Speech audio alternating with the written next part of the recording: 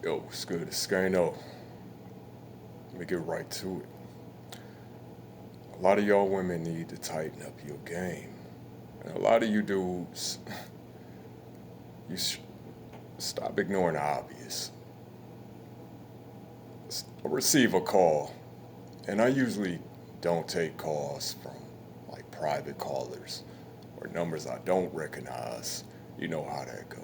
Something in my mind told me take this call. So there's a dude on the other end. Apparently, he go through his chick's phone. Woo woo. So, we have a short conversation. I don't have to lie about anything personally, so it is what it is. But upon entering, interaction with this person, I already knew what I had a feeling. I understood what was going on. A lot of these women claim they are single, but they just be single in the moment. And I think it's a lot of niggas out here that just be so thirsty that, they just want to believe whatever these women tell them. But anyway, three clear signs. You're dealing with somebody that's probably sliding. This shit may seem obvious, but number one, if there's someone from her past she refuses to sever contact with, if it's not, like the father of her child, and that's a whole nother discussion in and of itself, but she refuses to sever contact with this person. To hell with, the besties, and even if this other, this individual may be in a relationship themselves, woo woo, it's irrelevant. First of all, you shouldn't have to force a woman to cut off contact, with other men, right? That should be automatic. So if she's standing on that, if you know what I'm saying, reluctant, or in some cases, refuse, 9 out of 10, man, that's somebody that she has a bond with. That's somebody that she has a connection with that cannot be severed. Either she will not or she cannot, you know, sever that person from her life. So moving forward, that's going to complicate things. And I'm saying from the perspective of someone who I have people that put it like this.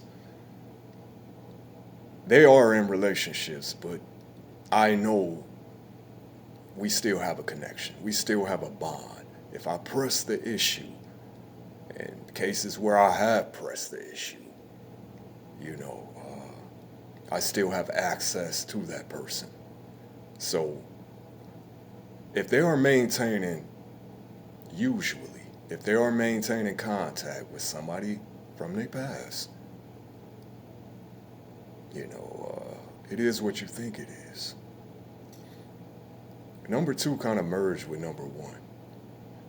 Odd hours.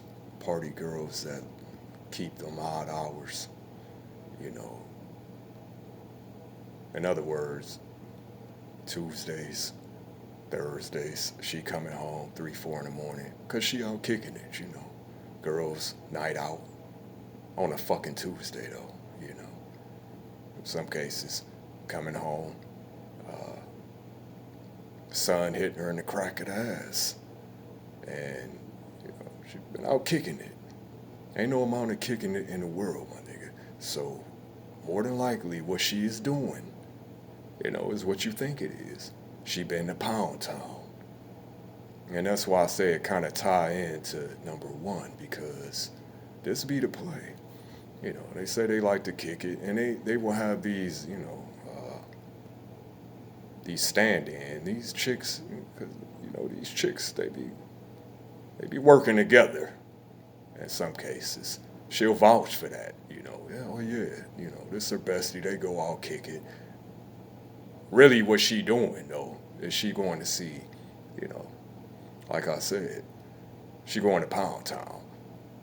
So if she keeping odd hours, like I said, coming home, consistently coming home, and like I said, this shit is pretty obvious, right? But a lot of men don't be wanting to know the truth for real, so they will ignore the obvious. They'll accept whatever explanation that seems somewhat, whatever seems plausible. Y'all roll with that, because the truth, the truth. But number three, man, if she real clingy with her phone, I mean, extra clingy with her phone, man. Everywhere she goes, that phone is attached to her. She go to drop a deuce, that phone is with her. When she go to sleep at night, that phone is tucked up under the pillow. 9 out of 10, she has a death grip on it. You do a little test. Walk up, you know, and just take your girl phone right out her hand. If she react like you just literally snatched her newborn baby, you know, it's probably what you think it is. People living whole other lives on these phones, and if you need a code, you need some type of key code to even open your girl's phone, and she refuses to provide you with the key code, I mean, that's pretty obvious. But like I said, a lot of people choose to ignore the obvious. So, the phone, man. If she's guarding that phone, like like I said, is guarding her virginity at some point, it's probably what you think it is. So, stop ignoring the obvious. You know what I'm saying? These are three obvious, clear signs that, she's either not loyal or she's narcissistic as hell. She gonna have things her way, regardless how you feel about it. You know what I'm saying? And whether she cheating or not, that means she's selfish as hell.